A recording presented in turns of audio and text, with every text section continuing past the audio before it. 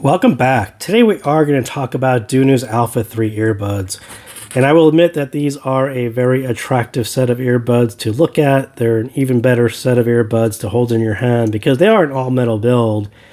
And they say that they are stainless steel and aluminum, so I'm not sure where the aluminum bit is, but they feel more like stainless steel. They're very solid, and I think there's a powder coating or something on them. So very premium feeling looking earbud shells. Some vents on the top. There's some DUNU writing here, which is kind of ghosted in. You can kind of see it under the right conditions. So yeah, generally I think this is not only an attractive looking build, solid to feel in your hand, but these actually are functional as well. So there's an acoustic chamber here. There are some vents back there. They call it a multi-channel vent back there, which you can't really see all that well. So lots of nice design features, some acoustic features, all built into a very attractive looking shell. So no real complaints there. Not much in the box. The box is designed to essentially be the vessel for this. So it is just big enough to hold the case, and that's about all that's inside. There's another set of foams on the inside, but the rest of it is pretty much here and we'll kind of stick with that for now. So most surprising for me, I think all the money didn't go into the shells. And I think the tuning is actually quite solid. I think the drivers, the LCP drivers they chose, quite solid. I think they did a very, very nice job here. It's a very competent, solid set. I was really expecting them to dump all the money into the design, give you a fancy designed, $80 design, $0 sound, but that's not actually the way it worked out. Very, very nice set, sounds good. That was actually the most surprising part of this whole thing, was that they actually sound pretty good.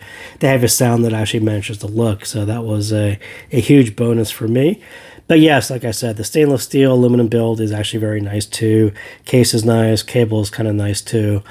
Most noticeable out of the box, it has this clean, resolving, mid-centric sound to it. It's kind of interesting. I wouldn't call it a bass-heavy set at all. I would say it hits you right in that mid-centric, clean, clear, resolving style. I think they did that pretty well.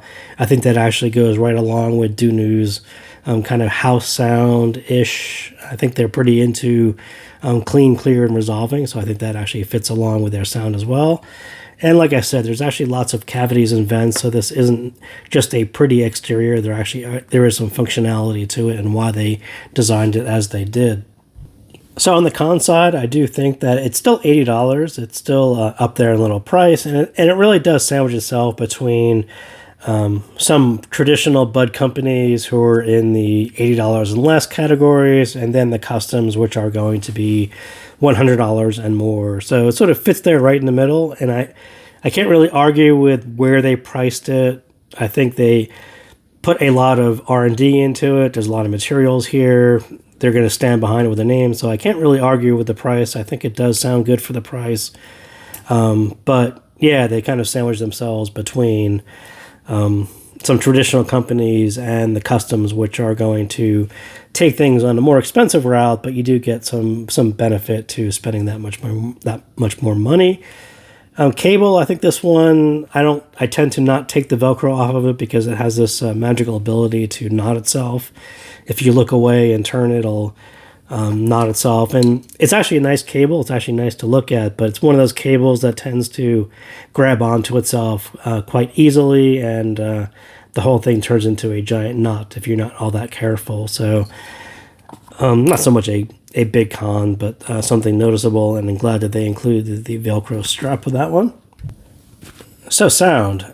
I would call this one tilted to the right into the female vocals. So not a lower, mid-bassy, thicker set, but just comes across as a clean, clear for both males and females vocals, but females are right in the zone. And it should actually sound familiar. It's kind of like a harmonish style tuning to it.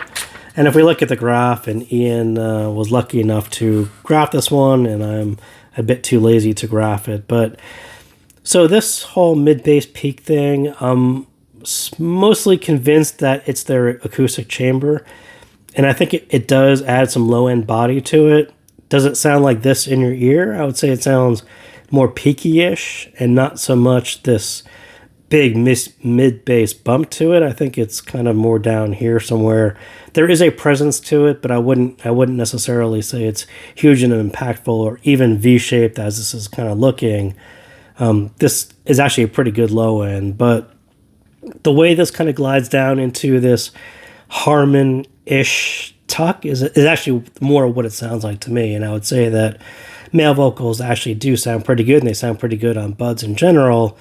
But the way this swoops up into almost a Harmon-ish rise for the female vocals, and this isn't exactly all that earbud typical, but the way it comes across and the emphasis on where this one lies is right in the mids and upper mids.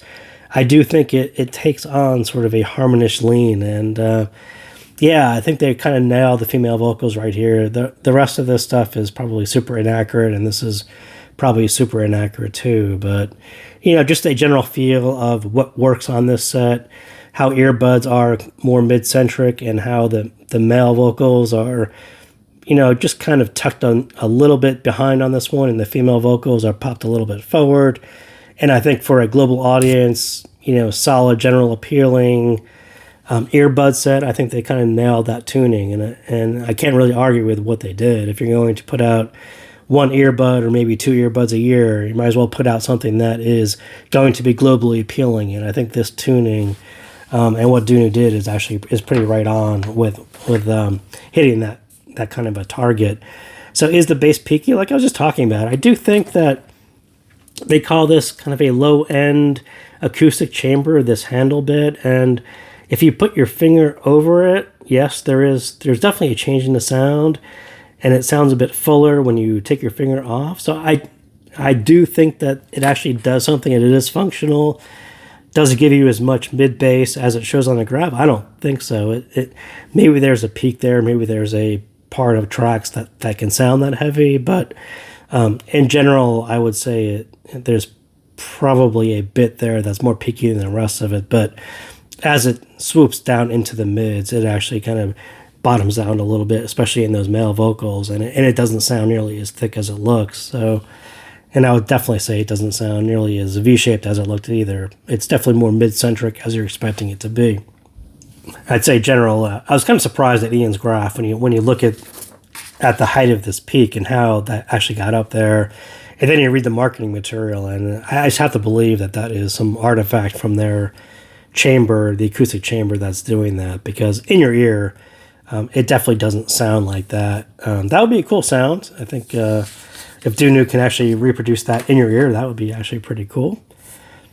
So it does, the male vocals, like I just said, they do hang a little bit back a bit, and I think turning up the volume on the male vocals works for me, but it can still use more chest, and that's why I say I don't think that bump is necessarily there, at least to my ear. I don't think male vocals, and especially on other earbuds I've tried, I think male vocals have a little chestier, a thicker sound to it, and I do think it sounds a little bit more Harmonish the way this kind of dips down into the male vocals.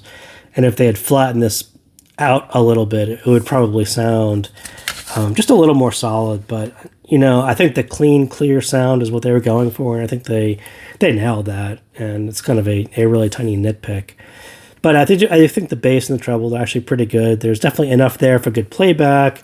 There's enough there for the right balance. And I think if they were going to proceed down an Alpha 4 path, you step out the extension to compete with the bigger boys, right? These bigger boys at the other end of the price spectrum who are getting very good at extension, and just a tiny bit of extension into the low end and a tiny bit more extension into the upper end, you know, kind of steps you out of the mid pack into this is something special. And that's just one of those directions that they can go with Alpha 4. But you know, right in the middle, upper middle is really where Alpha 3 is at home. And I would say Miley Cyrus, Wrecking Ball. I think if you listen to that track, I think this is Miley Cyrus, Wrecking Ball. It hits her voice perfectly. It's very detailed, very resolving. Her voice is as edgy as it should be right there. So yeah, I think that they should call that the Miley Cyrus bump right there, because it on this particular set, it actually hits her voice perfectly well. Right there in focus, right there where it should be, super resolving, detailed. As I said, you can do one earbud set per year, maybe two.